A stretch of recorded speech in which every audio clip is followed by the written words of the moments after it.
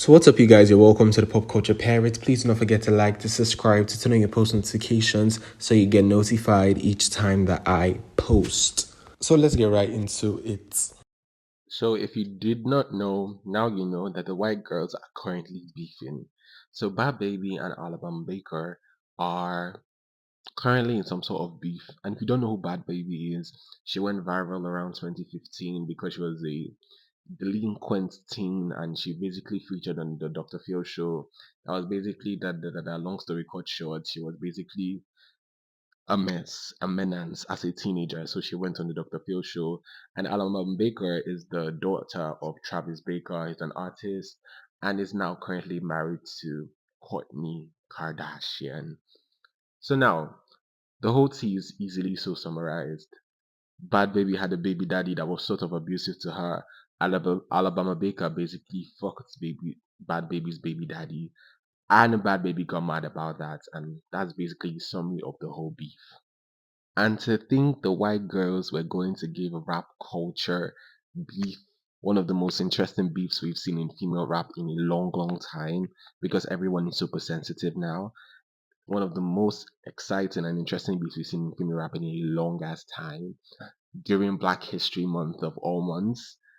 I would not have believed you because they both dropped their diss tracks individually, and let me tell you, they went off. Now, in my opinion, Bad Baby's diss track was better than Alabama's own, but my issue is people pretending Alabama did not go off. Like, people are pretending she did not snap because she absolutely fucking spazzed, and because Bad Baby's Own was better doesn't mean Alabama did not snap. I don't know why people treat these two things as being mutually exclusive. Like, she told Bad Baby how you got cancer but wishing me ill. Whoa. Like, religiously I pray you get well. That's insane. So simply because Bad Baby's track was better in the opinion of people, like, to me, it wasn't even that huge of a gap. Like, Bad Baby snapped, but Alabama snapped as well. And also, I believe if you diss first, the other person has the advantage of hearing everything you've had to say and going into the studio to cook a better response. So, in my opinion, if you're responding, you literally have the obligation to be better. But I'm super excited. Like, this is one of the most interesting things I've seen in female rap in a long while. In a long, long while. And there's a reason why it seems like female rappers can't actively beef. Because it seems we can only get this from two non-mainstream white girl artists while everyone else is doing fake unity. Because now, after the Kendrick and the Drake situation, everyone is asking dumbass questions like, oh my god, why can't we have this in female rap? Oh my god, why can't female rappers beef as well without this, and that? And now that the Bad Baby and Alabama Baker situation is happening, everyone is like, oh, why can't female rappers do things like this? But mind you, in 2017, when it was Nicki and Cardi that had their whole beef and squabble up, everyone called Nicki the bully for putting the shit that Cardi said about her in the raps and actually responding in the raps. Like, till this day, I can think of one bar that Cardi said about Nicki. I could give you 10 bars of Nicki dissing Cardi, and everyone called her a bully for that. But Cardi was praised for throwing a shoe at Nicki and getting physically violent instead of putting it in the music. Like a rap battle. I don't do rap battles. Like, if somebody want to come for me, all right, what's up? Let's pull up. I want to fight. That's Yo, you can't fight. How effing embarrassing! And now everyone would praise her for that. That, oh yes, unity. Like, no one has strength to be beefing with anybody. And now you guys are wondering why female rap is so boring right now. Like, the Alabama Baker and the Bad Baby situation is probably one of the most interesting things I've seen in female rap in a long ass time. And that's embarrassing for the culture as a whole. Because you guys convinced yourself that everyone is meant to be buddy buddy, is meant to be nice, that, oh, this is hip hop. We've come to play a game of everyone should be nice to each other. That we should all walk on eggshells for each other. We should not step on each other's toes. Like, that's bullshit. Back in the day, rappers were pulling guns on each other, like they were shooting each other, and now everyone is scared for one or two bars. Like, it terrifies me. It genuinely terrifies me. And even when it came down to the Nicki and Megan more recent situation, Everyone, like when Bigfoot dropped, the amount of bars on Bigfoot are insane. Like, let's get that clear right now. Like, let's get that clear right now. For a free beat, you could hit Megan Raw. If you're a ghostwriter, you can party in Megan's jaw, knowing fully well Megan was dating a ghostwriter named Pardy at the time, so you can party in Megan's jaw. Insane wordplay. She wanna party with that baby while rubbing on Tori's toupee.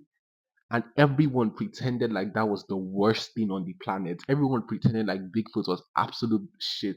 And then they left the topic of diss tracks and started talking about, oh, why did Nikki talk about Megan's dead mother? Why did Nikki talk about Megan's dead mother? Mind you, Nikki did not say anything negative about Megan's mom. She only said you lied on your dead mother. Like that reflects more on Megan than it does about her mother.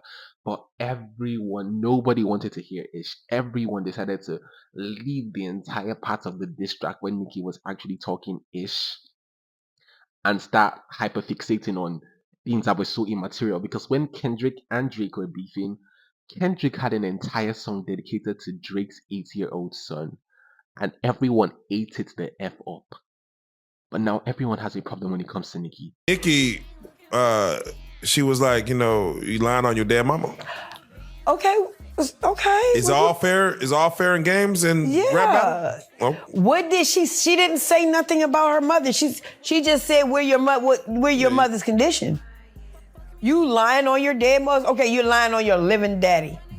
Come on, Nikki's daddy dead too. Yeah. So it ain't no thing of my parents is alive and your parents dead. It wasn't that. You lied on your mama and she dead. That's what she said. So I don't think it's a bully thing. You started it. Heavy on the Megan started it. Heavy on that. Now, because of people's reaction and the way people have called Nicki bully over the years, Megan Thee Stallion could not even properly diss Nicki and own it with her chest. She had to throw stones, hide her hands, pretend she never said anything, like kept on pretending like she knew nothing, like she was oblivious about the beef.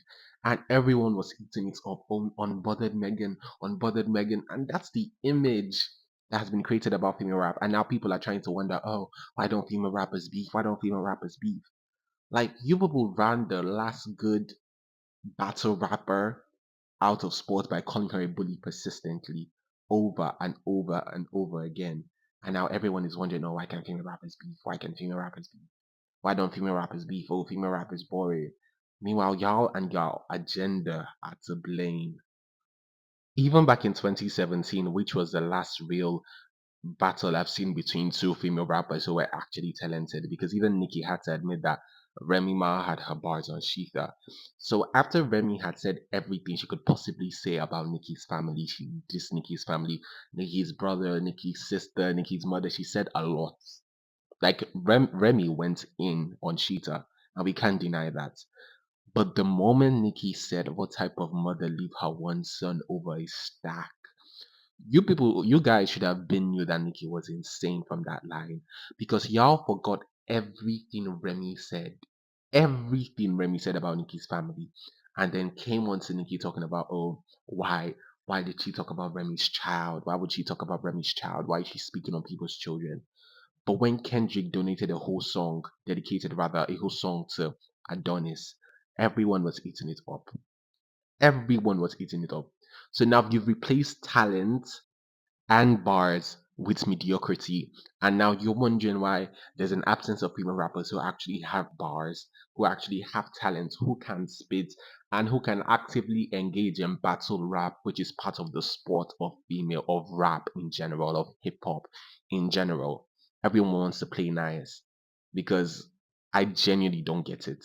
When I got into the beef with old girl and she was saying, whatever, who leaves their kid over Yeah, money, that like, was like first of all, like I was okay because I'm like I know what the real situation is, but he's a kid, so if he goes to school and he gets into an argument with somebody, like it's times where he came home from school like, well, what happened? Oh, somebody said this, and that to me, and I whooped their ass. And I'm like, yo, when I catch this first time, like, I had to really baby, that like you argued in Nicki's favor because she was right on that particular instance. Or I'll argue and say, maybe not so much Cardi, you shouldn't have done that. And I fuck with Cardi.